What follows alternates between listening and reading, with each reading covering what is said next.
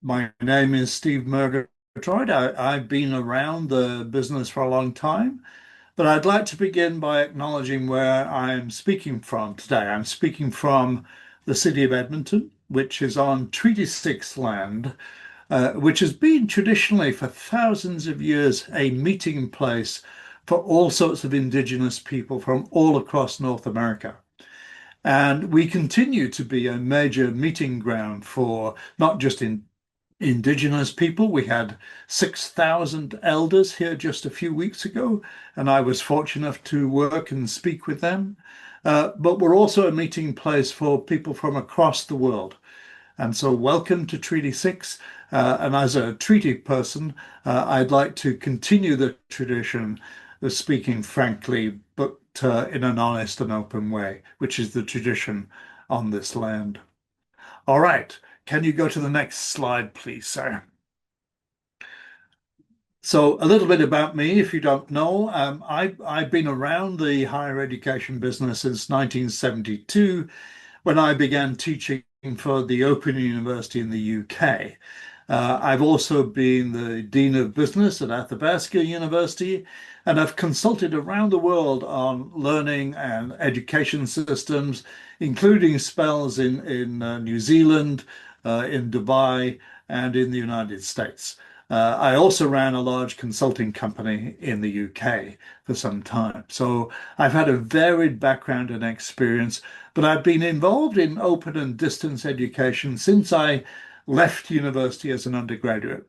So that's a little bit about me. There's some websites and other stuff that explains a lot more about who I am.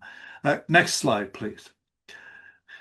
But I want to make clear that I'm not here to promote this new book that comes out next year.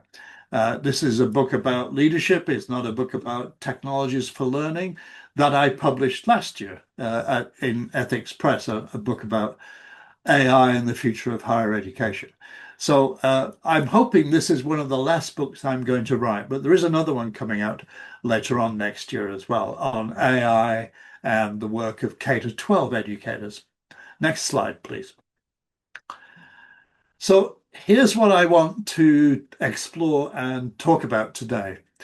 I want to talk about what open education resources could look like now that we have access to the kind of tools that we have. And I'm sharing some experiences here because I teach graduate students at the University of Alberta, and we've been pushing them and they've been pushing us to explore what the boundaries of this kind of work are. We get them doing scavenger hunts, looking at what's possible. We get them to do use cases. We get them to analyze risk. We get them to analyze possibilities. And so we have literally 400 use cases developed by teachers in working with kids in junior high and high schools, and also some college and university people. So I'm using that as the kind of grounding for the presentation I want to do. I will talk about some of the downsides of AI. I'm not a total fanatic. And I think we do have a right as instructors to say, no, we're not going to use it for this particular piece of work. But I'm reasonably convinced that we can do a better job in engaging students, especially Gen Z, than we do by simply doing what we've always done and sharing reasonably static resources or teaching in extremely traditional ways. So I think the game is changing, and I think we need to lead that change as teachers, not allow the technology companies to do it for us. And that's really the kind of starting point for what I want to say. Next slide, please. So uh, let me talk about the context of this work. So next slide. The context that I want to share is one of changing the paradigm from passive to active learning. I think, and this is the way I kind of generally work with my students, I think learning is about helping students make decisions, putting knowledge to use. We can share knowledge and test understanding of knowledge, but that's not why we're in the business that we're in. I think what we're trying to do is build skills, capabilities, and understanding that can be deployed in action. And so if you think of learning as an active thing as opposed to a passive thing, then the learning experience needs to be active as well. And therefore, I think the key design task, the instructional design task, is engagement, agency, student agency, and their mastery, not of the knowledge bank, but of the ways in which they can use their understanding and ability to acquire knowledge to make a difference to how they lead their lives. And so I think we're about what I've been calling mastery, where we're actually helping people take command of the knowledge and decisions they have to make in active kind of ways. And if you think about the kind of things I've been teaching, I've taught in business schools, I'm a psychologist, I used to teach counseling psychology. In counseling, for example, every single moment of a transaction with a patient or a client is a decision moment for the therapist. So we can train you in understanding some of the work and the psychology that you're dealing with, but the task you have as a therapist is to act. And that action depends on the depth of understanding of your knowledge and the ability to apply that knowledge. And it's a very good example of why I think we should be focusing more on knowledge as decision making rather than simply transfer. Now, one of the people I have been most impressed with over the last 4 or 5 years is a fellow Yorkshire person, Philippa Hardman. She's from Sheffield originally. Don't hold it against her. I'm from Bradford, so it could be worse. But she's developed this kind of DOMS framework for design. And I've been using this powerfully, not simply in my own work, but my students have too.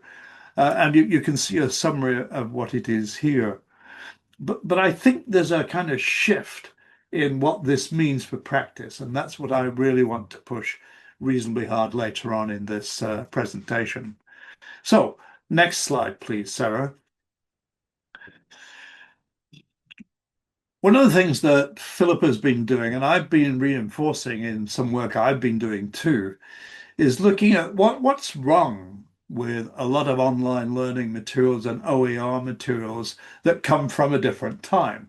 They come from a period before AI. And Philippa suggests there are five things, and I think she's dead right. The first is content-heavy designs. Now, I worked at the Open Polytechnic of New Zealand for a while, and there was one course there that all of us in the institution looked at and said, oh, no.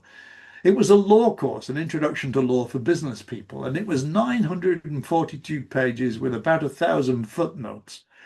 And it was just an example of wrong thinking about what it is that learning is about. And it was fine. It was actually very good quality material, just pointless. So rather than, here's the Library of Alexandria, read it and I'll test you on Friday kind of approach, we need to think about engagement heavy design and decision heavy design and interaction heavy design. So that's the first thing. I think we need to stop thinking about content and start thinking about learning processes.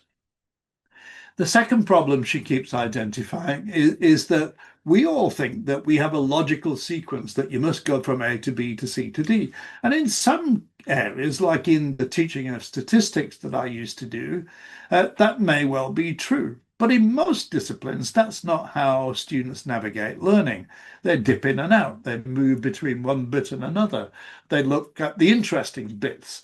So when I was an English literature student, we didn't read every novel in the sequence our prof suggested we did. We read them as it occurred to us it was time to get to that book.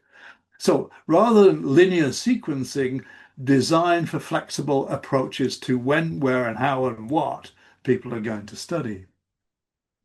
The third thing that Philippa is drawing attention to is the difference between objectives, which we all have. These are the learning objectives. This is what you will come across and do, to actually saying this is the impact we're intending to have. And in my view, we should be weighing impact and outcomes more strongly than the intentions that we have. So rather than spending a lot of time thinking about intentions in design terms, think about impact and outcomes. Most OER And I've recently had the opportunity to review about 25 OER courses, are very passive. And they're not designed for, they don't involve simulations, they don't involve active use of resources, they don't involve building jigsaws of understanding. They're very passive. And that's a problem if you're trying to build student agency and you're trying to develop student decision making. So I think that's important. And the last thing, and this is very, very common in all forms of post-secondary education, is how slow we are at giving feedback. I have a neighbor across the street who graduated in February, but got the feedback on her last assignment in May. I mean, how did that work? We have a rule in the courses that I'm involved in teaching that we give you feedback within 3 working days of you submitting your assignment.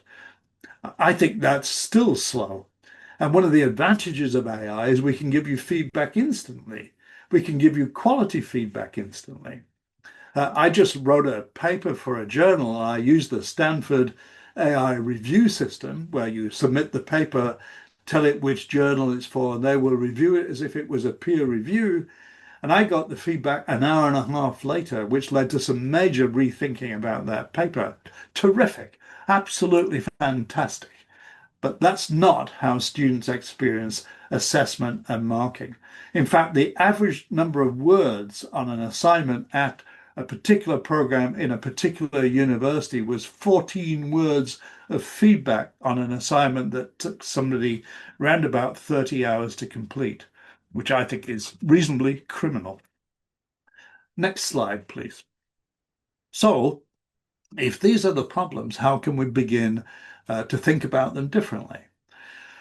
Well, I think the AI systems, I'm going to tell you which one I'm talking about in a minute. I think we can actually think about designing learning experiences which are multimedia, rich, decision-based, and creates new challenges for students to respond to. But also, we can change the journey for different students going through in different ways. So not everybody walks through the same experience and learning at the same time on the same route. They can take different routes to the top of the mountain. And I think we can also recognize who's in the room.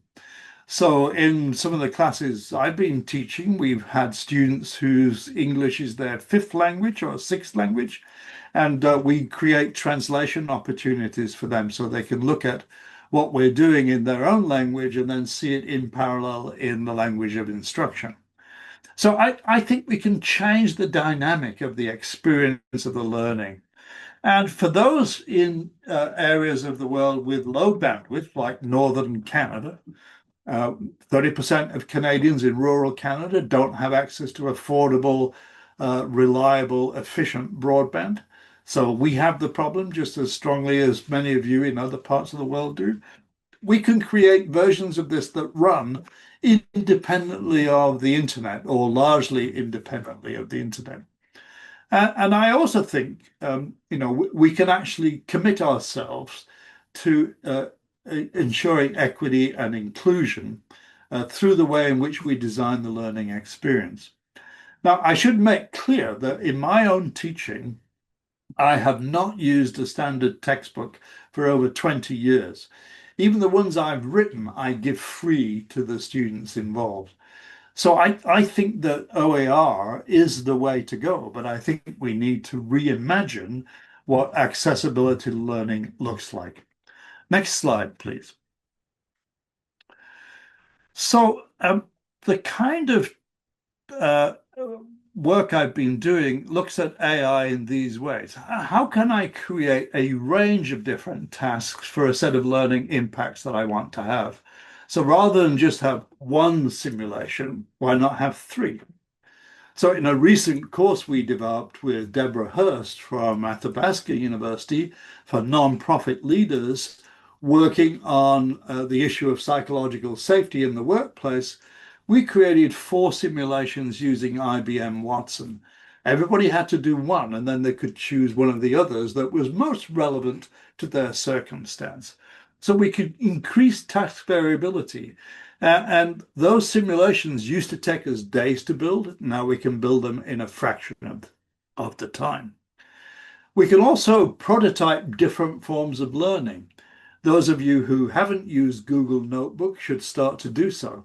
And we can now create podcasts, video animations of learning materials that we have created in a safe and secure environment. Particularly now that Gemini 3, which is the most powerful version of a large language model released in the last few days, plus Nano Banana, which is the multimedia engine, working together can create powerful, different prototypes of learning resources very, very quickly. I created three between 6:30 and 9 this morning. I think we can also now see much more clearly how AI is imagining the work that we're asking it to do. If you use Claude, ChatGPT, Gemini, you can tell it to show you its ways of thinking as it's producing its work. And so we can test the assumptions it's making, and you can change them as we go through. So I think we can deal with a lot of the kind of issues that we've had with AI at the beginning 2 years ago.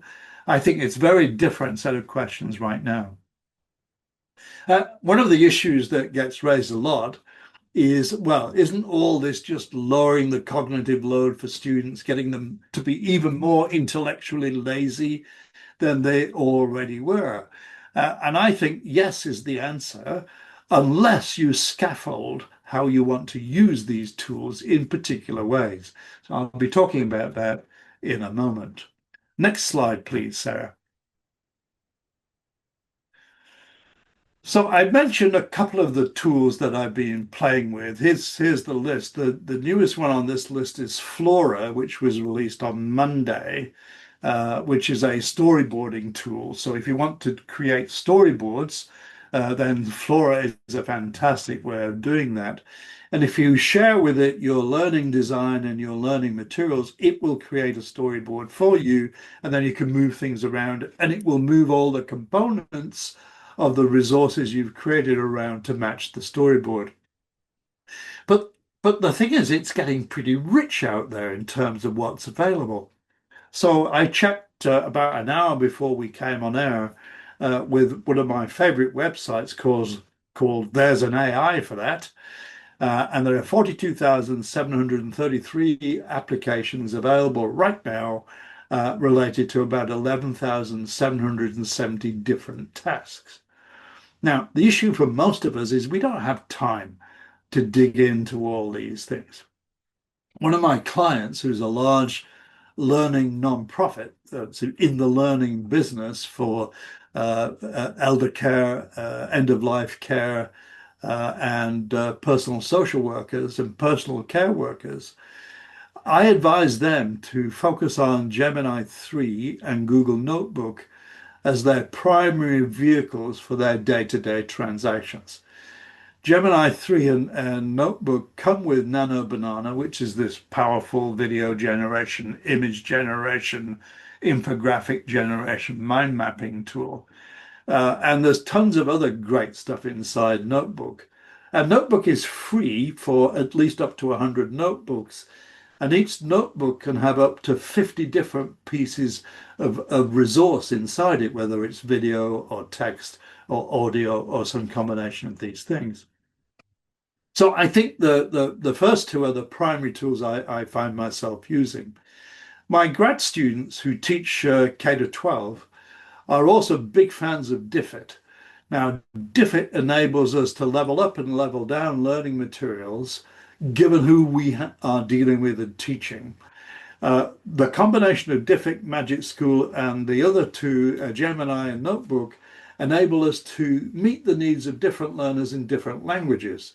So the first four of these things are hugely, hugely powerful for resource creation and OER. So I think we should be kind of narrowing our scope rather than broadening it. And the other thing about these things is the free versions of all of these things provide enough support for most instructional work that most of us do. Because I have a commercial interest as a consultant, I have the paid versions of these things, and that gives me some advantage, but not a lot. So I think for most of the people on this call, I think looking at the first four of these things would be the most powerful. Magic School is interesting because it's developed by teachers in partnership with AI colleagues. Because teachers say, I need a tool that does this, and then they work together to create it. So that's very much co-designed by instructors working with AI experts, as opposed to the other way around, which I think is important. Okay, next slide, please. Okay, so let's talk about what active AI OER looks like. Next slide, please. I think the key is we're looking at increasing decision making in our learning design. So rather than saying, here's a lesson on X on statistics, an introduction to non-parametric statistics, rather than do that, you do what we did in the course we actually created for the Open University, saying, here are 9 problems. Tell us how you'd solve them using one or more of the following tools. So put the onus back on the learner to navigate their learning journey. And I think we're kind of embedding nudges, hints, scaffolding activities to push the student to think about issues in statistics, for example, of sample size, or issues around whether a parametric or a non-parametric statistic is appropriate. An issue about which kind of analysis you want to do. Is this a correlation activity or is this more of a regression activity? And so I think nudging, formative checks, adaptive hints, taking people on a journey, simulating problems, looking at video, looking at listening to audio, creating different pathways through is exactly what we should be doing. And one of the advantages of the systems we have now is that as you're taking this journey as a learner, the system can immediately create new strategies and resources that respond to the errors you're making or the decisions you're making. I've told this story before. At Athabasca University in the business school, they created a business simulation where students had to make a choice of which acquisition to recommend to the bank. And they were bankers and they were in this game that we created.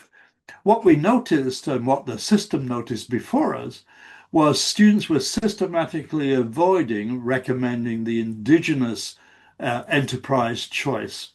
And we drew attention to their behavior and called them on it because the system created a new persona. We didn't, the system did.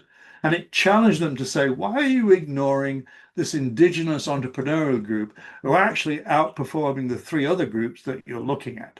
So we can create new resources on the fly by partnering with AI and unleashing its creative power. And I think the other thing that I've seen, particularly in our work with high school students, but also in our work with first and second year undergraduates, is that some are plodding and slow and deliberate and sequential, but some are fast and want to get through this stuff faster.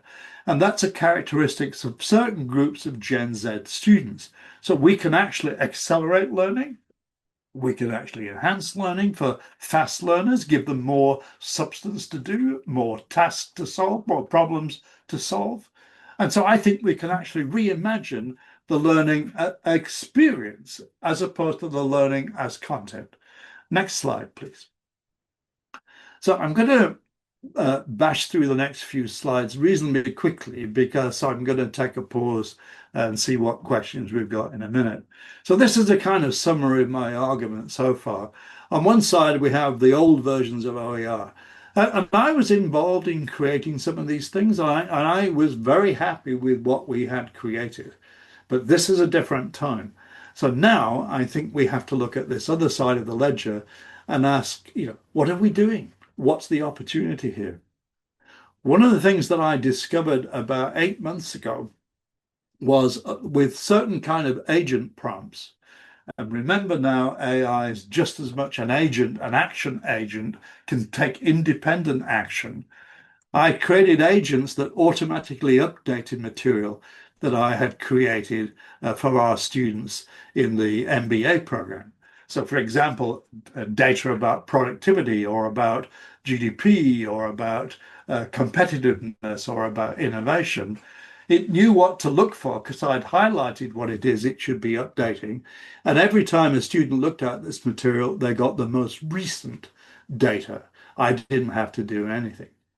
So I think another reason we should be leveraging these tools is to ensure relevance and currency of what we're doing. Now it's ready for the next slide.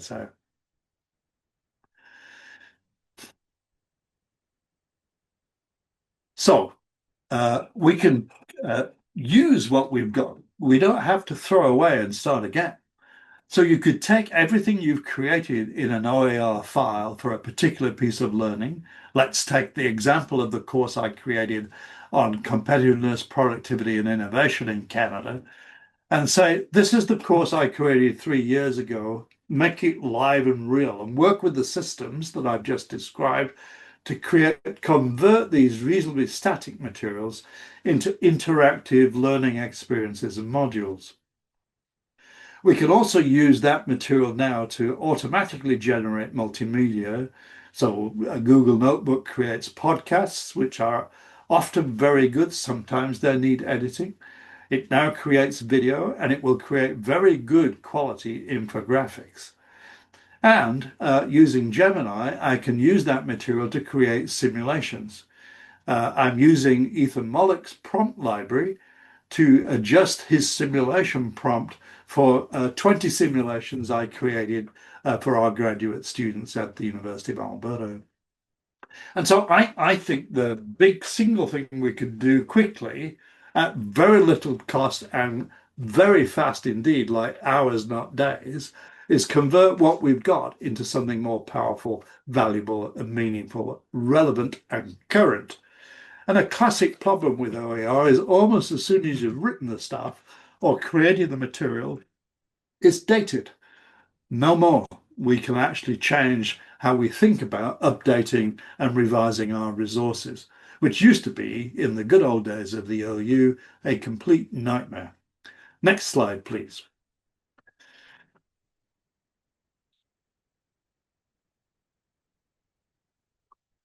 I think despite what many of us have been saying, that there's been a promise about adaptive learning engines since the 1930s, and none of it's ever really happened.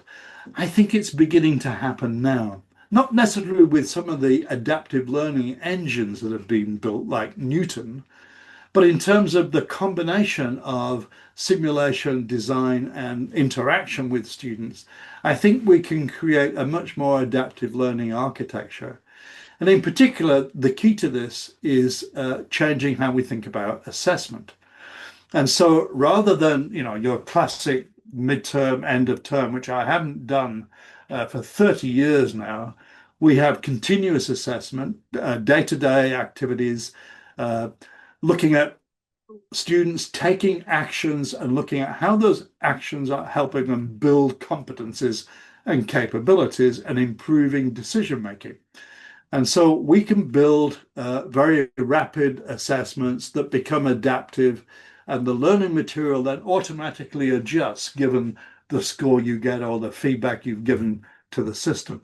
And I think that now that we can do that with not just text-based materials, typing, but voice, video, uh, demonstrations of ability, I think we've got much richer opportunities to give adaptive architecture to our open education resources. And this can also reflect what we've been doing at Contact North, which is saying, okay, there's a danger of all this stuff getting very passive. We need to actually scaffold this and make it challenging for the students. So rather than giving the answers, we need to scaffold the answers by saying, what do you think the answer may be here? And showing them some options and then getting them to say, why would you choose option two, given that last time round you did this and the time before you did this. So we now have a much richer basis for thinking about what's going on with that particular learner and using our data and analysis of their behaviors to actually make better judgments about what they need to be looking at next. Next slide, please.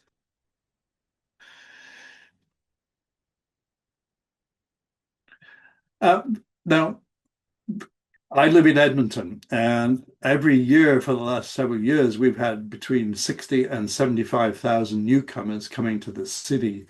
So we're growing rapidly. We're currently at just over 1.5 million.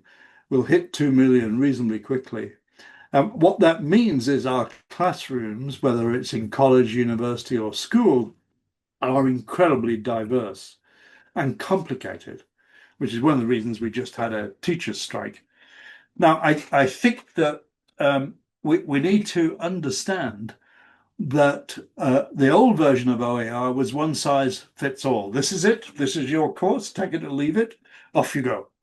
That's not the case anymore. We need to think about who's in the room.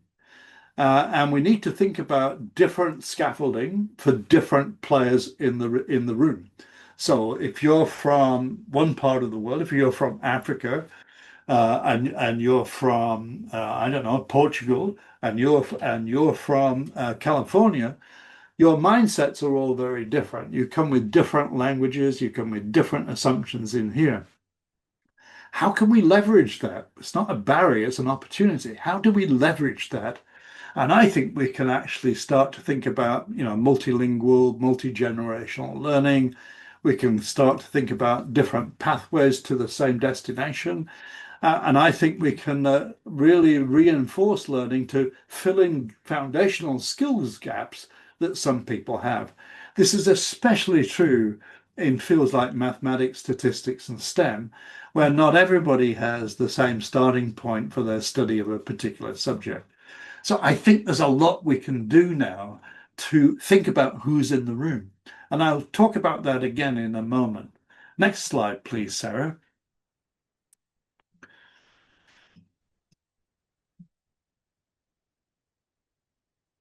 So um, I think we have to start thinking about these four domains in which we can adapt learning resources. We can, because of the translation abilities, I was in Italy earlier this year at the Eden conference. Terrific it was too.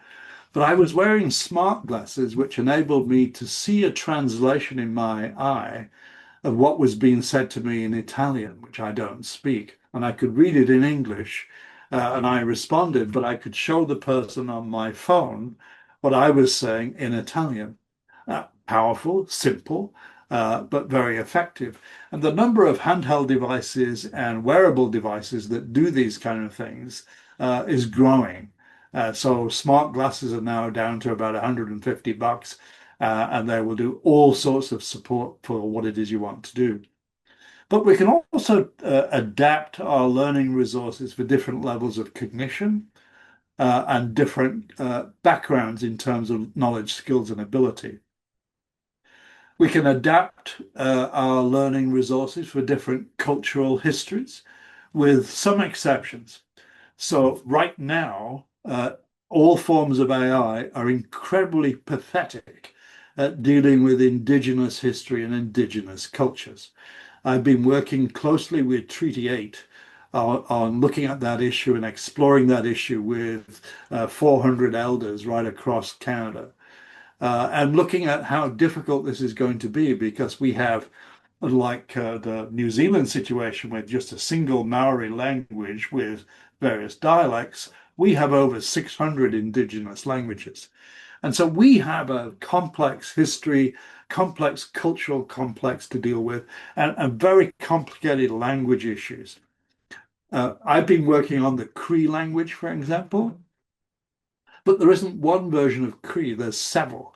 And so I understand why AI finds all this very difficult, and the tech companies find it difficult to invest in, because we're talking about very small numbers of language speakers, but it matters. And so we're talking about indigenous owned AI learning systems for students in Indian schools and indigenous schools. And we still have issues around the world of access and affordability. And so I think we have to design our learning with these four things in mind. We also have to design, next slide, please, Sarah, with another kind of issue in mind, which is we have students with disabilities and exceptionalities. Traditionally, we've seen some simple responses around visual impairment. We can change the look and feel of a learning resource. We can change the channel in terms of how a person with a hearing impairment experiences a resource. Next slide, please, Sarah. We can do all these kind of things. But what we tend to have done is taken what we would have done if they hadn't had exceptionalities or disabilities and adapted. Now we can create from the same learning resource base, unique programs of studies geared to their own personal situation, whether it's a physical disability, a mental health one, ADHD, for example, or one of my grandkids who's got autism. We can adapt the learning resource to that situation for that person at this time. So there's much more we can do to design our learning that matches the needs of that learner. And that's a key observation here. We're not now just teaching to a blob, to this group of people who might want to understand statistics. We're teaching to Stephen, who wants to understand statistics, but has these background issues and has this disability. So we can co-design that with the system to be much more responsive to particular needs. But yeah, there are issues, and I'll come on to some of those issues in a moment. Next slide, please. So I've talked about most of these things. I think the biggest kind of realizer that I've had a big kind of understanding is this need for multimodality. And I think for various cognitive load profiles, we need to think about different routes to the same outcome through different media, different learning pathways, different learning resources. Assessment can also be different for students in different groups within a class. So it's no longer one size fits all is a big key message. Next slide, please.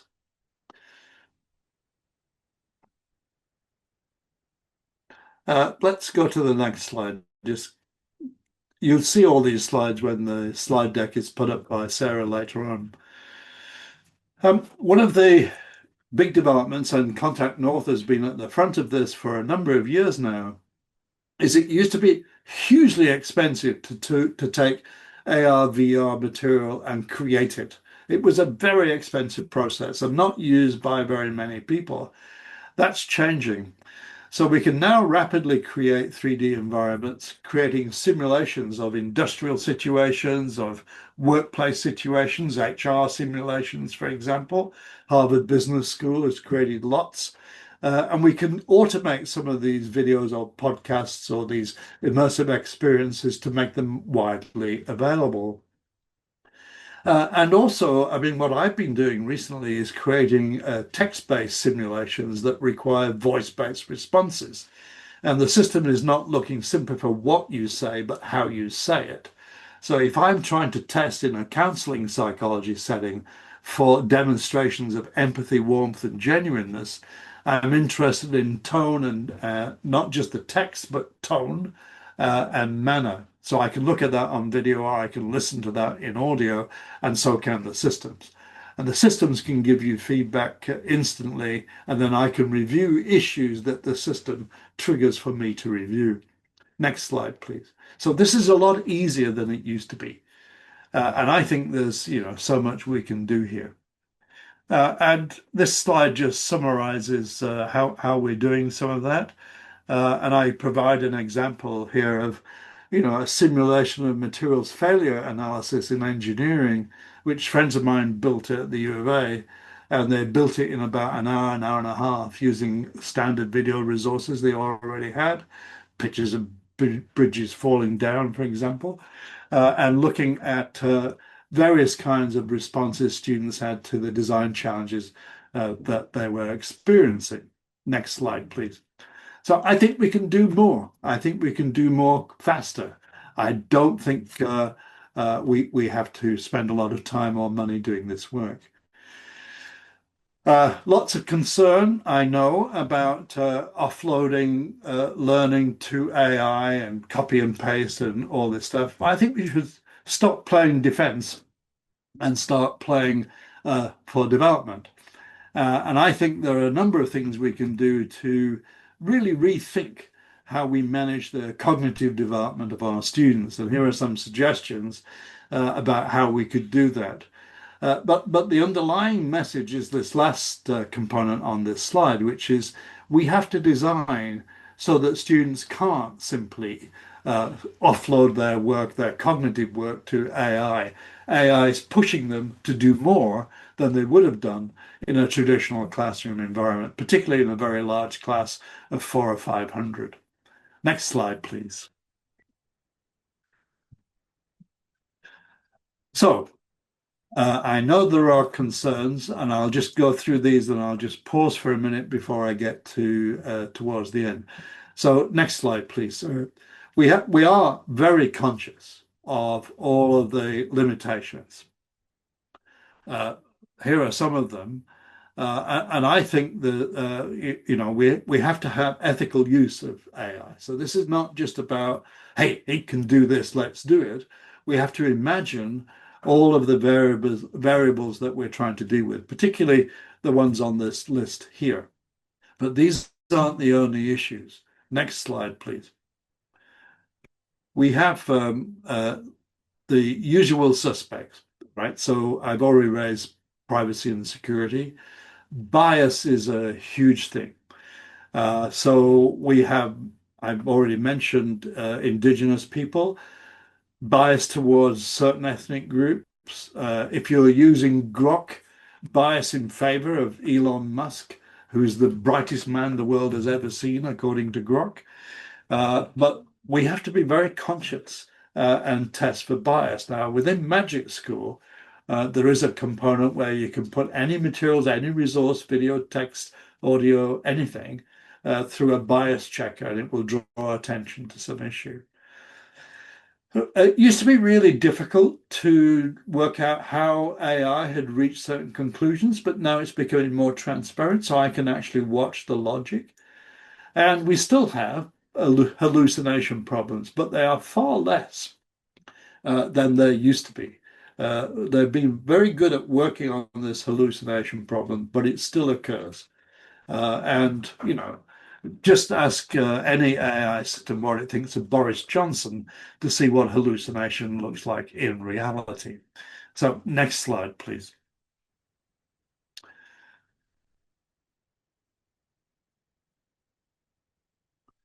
But I think if we embrace the kind of frame I'm starting from, then I think we have to be embracing the opportunities that AI enables us to think differently about open education resources. Uh, we need to be driving. We need to think about ethical use and governance of these systems.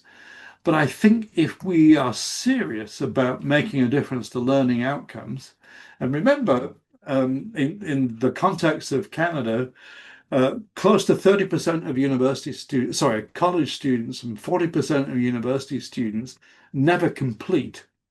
And there are some universities in Canada where the dropout rates are higher than their completion rates. So we have an issue about students' completion and engagement and involvement in their learning. We can change some of that.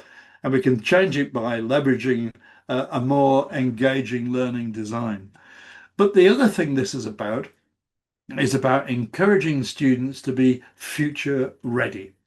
And I think that given the impact AI will have on virtually every job, I think it's imperative on us as educators to liberate ourselves from traditional ways of thinking and get involved with this new work. Next slide, please.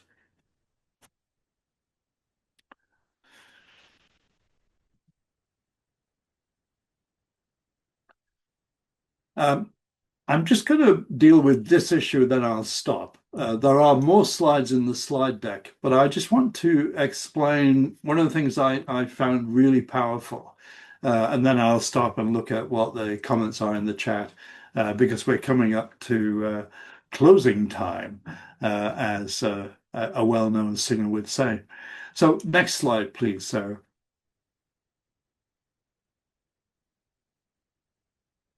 If you're not familiar with Philippa's work, Philippa Hardman's work, please have a look at teachonline.ca. We carry on that site material from Philippa, keep it up to date, and she posts about once a week, sometimes twice a week, new work and new understanding. And she's developed this DOMS framework, similar to lots of other instructional design frameworks, but it's the first one, the discovery piece, that I have found the most insightful in terms of how I use AI. Next slide, please. And key to this is what's called context engineering. Next slide, please. So what I've done is, for my course, for example, that I teach at the University of Alberta, I have 28 graduate students in that course. And I would say there are 4 or 5 different key types of student in that group. And so what I've done with the AI system I'm using to help me think about the learning experiences and create simulations and so on is I have a context document that explains what the objectives of that class are, what impact we want to have on their experience and learning, what actions we expect them to take, and who is in the room. So, for example, we had students in Abu Dhabi and Dubai. We had students in Jakarta. We had students in British Columbia. We had students in Ontario and students here in Alberta. All very different places, all different mindsets, all different backgrounds. And so we created a context document. I only had to do it once that said, remember, this is the context we're dealing with for this work. And because the system learns, it was able then to think about how it would design learning activities or simulations or slide decks or challenges they had to do or tasks or assessments that reflected who was in the room. If I teach that same course again next year, I just have to change the context document and it will change all the learning resources that it created, given a new context, if there are new dimensions in the classroom. And I think what I'm doing is using AI as a co-intelligent design partner. And I'm creating learning resources, open education resources, learning resources that engage different kinds of learners in different ways, reflecting who they are and what they want to get out of the course as well. Part of the context was this group of people have said they're looking for these outcomes. And so we can do a lot more of fitting our learning to who is taking those learning experiences. Now, some of you are going to say, yeah, but we've been developing OER for like 10,000 people at a time. Correct. But it's not 10,000, it is 10,000 individuals, but you could look at them as if they were categories of people with different contexts and backgrounds and different needs. There may be 20 different categories of people in that 10,000. You could create that kind of context and create different resources that would take them on a different journey but reach the same outcome. I think that's the big opportunity. So this is the work. Next slide, please. And I think we'll probably finish there, Sarah. So this is what I'm really suggesting we all start to do. I think we start prototyping OER using these kind of tools, test them with a small group of learners, a couple of people, and see how we go, and then manage the development of these resources. There's a lot to do and a lot to learn. And I spend, quite a bit of my time helping people do this work. And I watch some people struggle with issues of, well, I'm giving up too much to the system. Well, it's like a research assistant that's really good at its work. And if you think about what Gemini 3 is in terms of its capability, it's at the postdoctoral level. When ChatGPT 3 was released in 2020, it was at the kind of good quality undergraduate, high school undergraduate kind of level. But now we're at postdoc. And I think we're going to get sharper and more interesting as time goes on. So start to play now.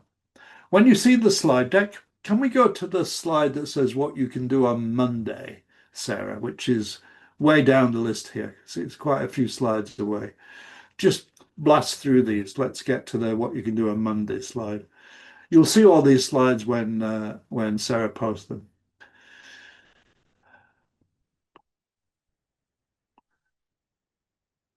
Just keep going through, Sarah, quickly.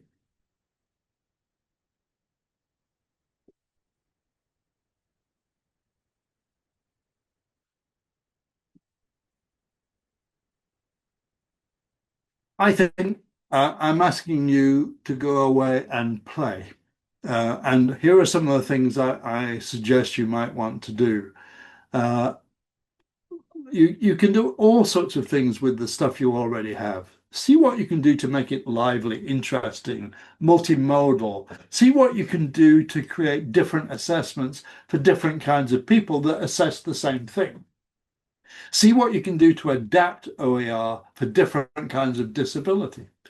See what you can do to enhance the quality of your OER resources. And it's all reasonably straightforward if you use the kind of tools I've been talking about. So I'm going to stop there. We're just a few minutes before I was supposed to finish.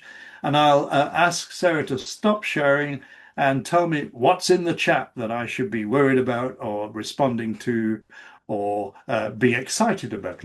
What's in the chat, Sarah? All right. Thank you so much, Stephen. We have a question from Robert.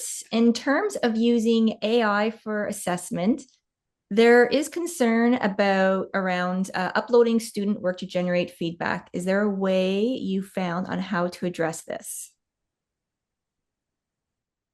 So if you upload anything into Google Notebook, it doesn't go anywhere. So I think there's a fantasy that everything you ever share with AI is shared with the entire world. It's just not true.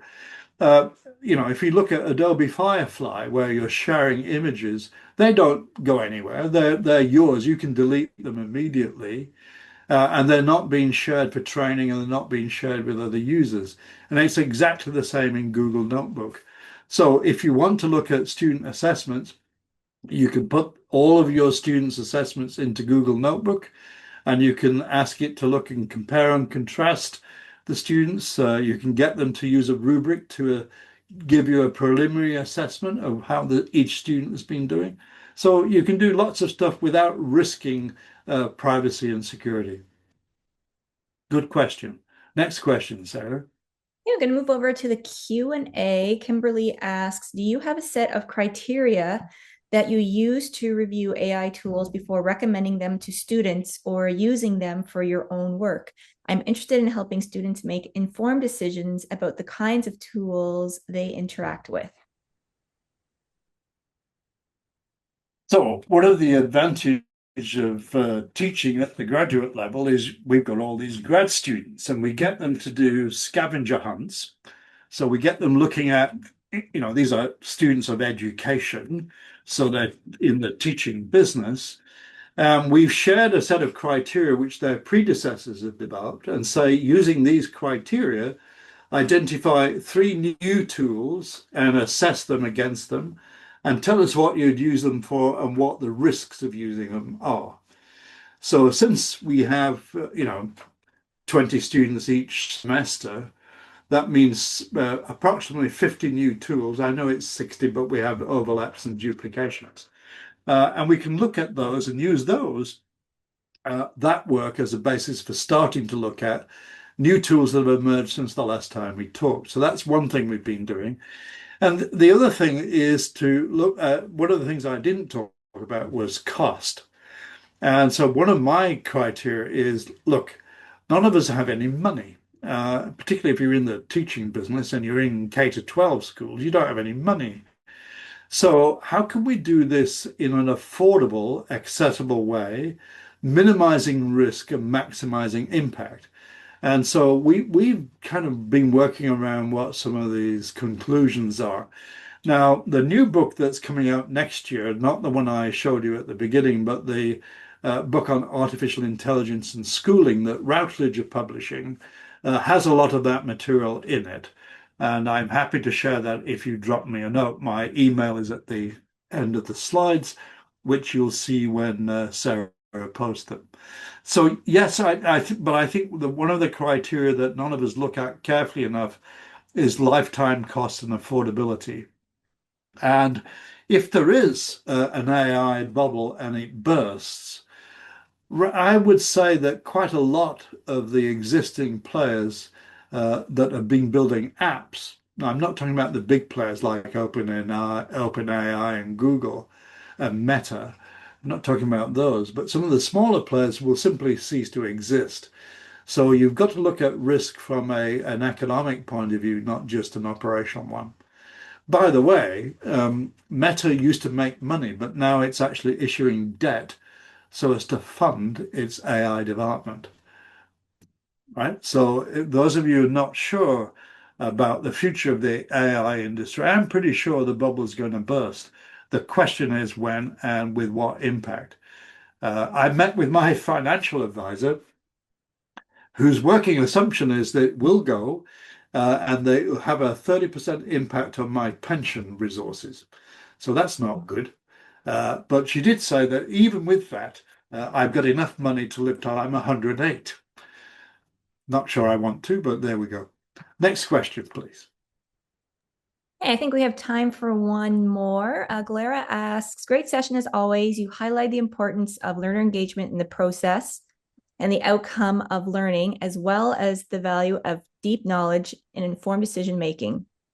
In your view, can pedagogical leadership understood as self-determined learning that enables individuals to lead exist in contexts where Gen AI mediates learning and capability development? Right. So I'm interpreting the question is AI enabling the agency and mastery and leadership development, or is it getting in the way? And I think the way some people are using AI is getting in the way. I think they're using AI to reinforce traditional ways of teaching and learning. So unless you change the instructional design frame, you're not going to be using AI in a way that empowers, engages, and requires student agency. You're going to be using it to reinforce passive learning, which is what I see a lot. I did these interviews that are on Teach Online with various thought leaders, one of whom said something very interesting. He said that we're at the horseless carriage stage of AI, where we're looking to see how AI can replace what we've been doing for years. And it's the wrong question. The question should be, how can we reimagine what we do, how we teach, and how we learn, given the presence of AI? And that's my big message. Don't take AI to do what you've always done. Take it to change what you normally do and make it more powerful, more engaging, more active, more impactful. That's the work.